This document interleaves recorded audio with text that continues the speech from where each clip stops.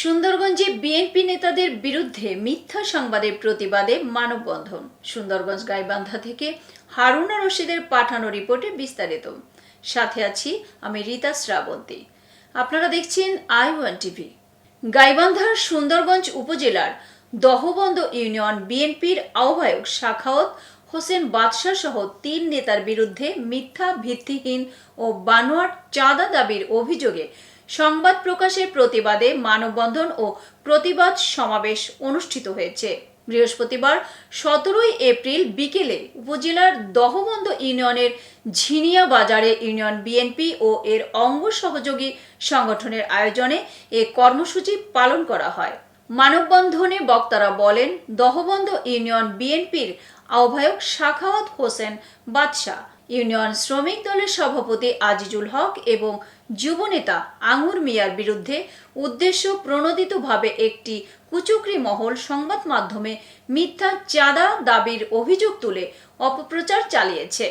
তারা এই মিথ্যাচারের তীব্র নিন্দা জানিয়ে অবিলম্বে দায়ীদের চিহ্নিত করে প্রয়োজনীয় আইনগত ব্যবস্থা গ্রহণের দাবি জানান। বক্তারা আরও বলেন, গত ২রা এপ্রিল ঢাকার আশুলিয়া থানার পূর্ব নরসিংহপুর এলাকায় তানিয়া আক্তার মনি নামের এক নারী আত্মহত্যা করেন। এ ঘটনায় পরিবারের পক্ষ থেকে থানায় সাধারণ ডায়েরি করা হয় এবং পুলিশ সুরতহাল রিপোর্ট প্রস্তুত করে। পরে পারিবারিকভাবে সিদ্ধান্তে তার মরদেহ সুন্দরগঞ্জ উপজেলার দহবন্দ ইউনিয়নের পূর্ব ঝিনিয়া গ্রামের আত্মীয় নুরুন্নবী মিয়ার বাড়িতে এনে দাফন করা হয়। কিছুদিন পর ওই আত্মীয় নুরুন্নবী মিয়া বিভ্রান্তিকর ও বানোয়াট তথ্য উপস্থাপন করে রাজনৈতিক উদ্দেশ্য দহবন্দ ইউনিয়ন বিএনপির নেতাদের জড়িয়ে চাঁদা দাবির মিথ্যা অভিযোগ সংবাদ মাধ্যমে ছড়ান। বক্তারা এই উদ্দেশ্য প্রণোদিত অপপ্রচারের তীব্র প্রতিবাদ জানান এবং বলেন, এটি একটি রাজনৈতিক ষড়যন্ত্রের অংশ।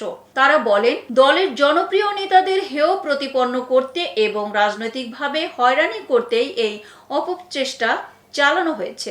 সমাবেশে বক্তব্য রাখেন দহবন্দ ইউনিয়ন বিএনপির আহ্বায়ক সাখাওয়াত হোসেন বাদশাহ, উপজেলা বিএনপির যুগ্ম আহ্বায়ক সাখাওয়াত হোসেন মিলন, ইউনিয়ন শ্রমিক দলের সভাপতি আজিজুল হক, যুবনেতা আঙুর মিয়া, গোলাম আজম ফুল সহ অন্যরা। দিয়ে আমাকে ষড়যন্ত্রমূলক এরা চক্রান্ত করতে চাচ্ছে। এর আমি জোর প্রতিবাদ জানাই এবং নিন্দা জানাই। তারা তার বিরুদ্ধে একটা মিথ্যা বানোয়াট কি আমার সংবাদ একটা পোর্টালে, যার কোনো নিবন্ধিত কোনো পত্রিকা নয়, যার কোনো সম্পাদক নেই, এই ধরনের একটা পোর্টালে তার বিরুদ্ধে মিথ্যা, ভিত্তিহীন এবং বানোয়াট কিছু অভিযোগ এনেছে। আমি সুন্দরগঞ্জ উপজেলা বিএনপির যুগ্ম আহ্বায়ক হিসেবে উক্ত অভিযোগের